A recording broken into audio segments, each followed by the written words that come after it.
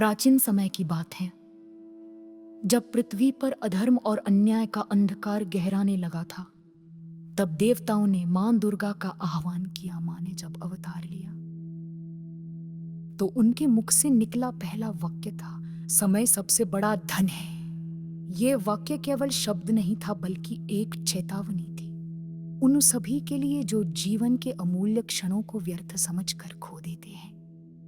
मां दुर्गा के इसी ज्ञान को समझाने के लिए एक कथा प्रचलित है जो समय के मूल्य को उजागर करती है।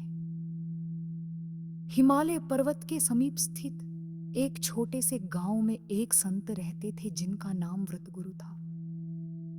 वे मां दुर्गा के परम भक्त थे और हर समय मां की साधना में लीन रहते थे।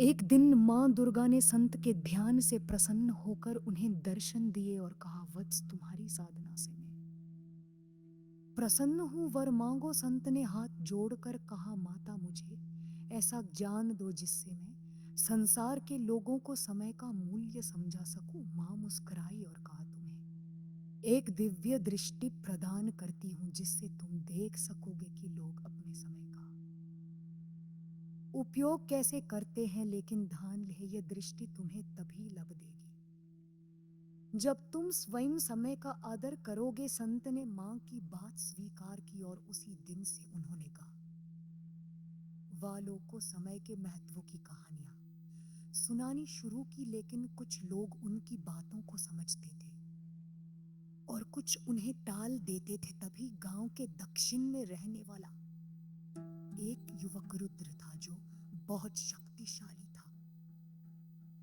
पर आलसी भी। वो कहता था, समय तो चलता ही रहता है, इसमें क्या खास बात है, जब करना होगा तब कर लेंगे।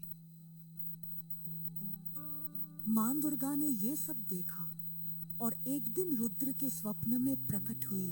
उन्होंने कहा, रुद्र, तुम बलवान हो पर समय को व्यर्थ समझते हो। ध्यान रहे, जो समय को व्यर्थ करता है समय उसे व्यर्थ कर देता है। रुद्र ने इस स्वप्न को एक सामान्य सपना समझकर नजरअंदाज कर दिया। समय बीतता गया, रुद्र का शरीर कमजोर होने लगा, उसकी शक्ति घटने लगी। वो इलाज कराने गया, लेकिन देर हो चुकी थी। उसकी शक्ति का स्रोत उसका अनुशासित जीवन था जो उसने खो दिया था। तब उसे संत व्रतगुरु की बात याद आई और मां दुर्गा के शब्द कानों में गूंजने लगे, समय सबसे बड़ा धन है। वसंत के पास गया और अपने अपराध की क्षमा मांगने लगा। संत ने कहा, बेटा, मां दुर्गा दयालु है। यदि अब भी तुम अपने समय का आदर करो तो जीवन बदल सकता है। रुद्र ने उसी क्षण संकल्प लिया कि वो हर पल का सदुपयोग करेगा। उसने अपना जीवन सेवा में लगा दिया और मां की भक्ति में लीन हो गया। मां दुर्गा ने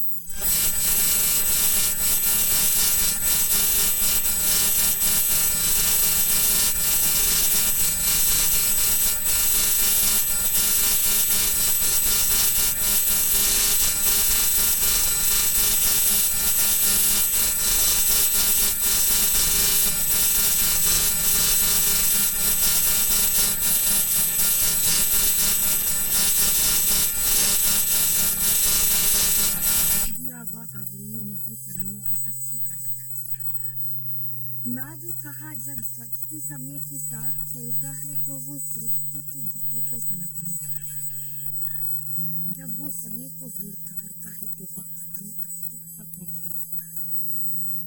ना दुर्गा का ये संदेश हमको ब्रह्मांड कि हर पल एक अवसर है, हर क्षण एक वरदान है। इसका सम्मान करता है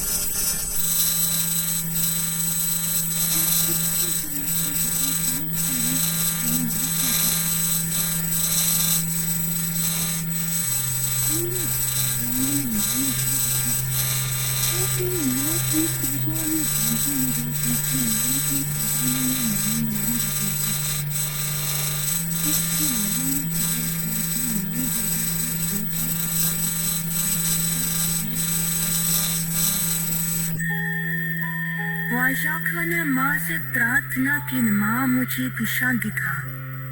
माली फत्न ने कहा, फत्स दो जा का अर्थ केवल गीत चलाना में ही अपने जीवन को आलोकित कर रहा है। जब तुम सने का सम्मान करोगी तब मेरा आशीर्वाद सच जाता कि वो संत के पास तेरा और पत्नी अपराध की क्षमा मांगने लगा। संत ने कहा, बेटा माँ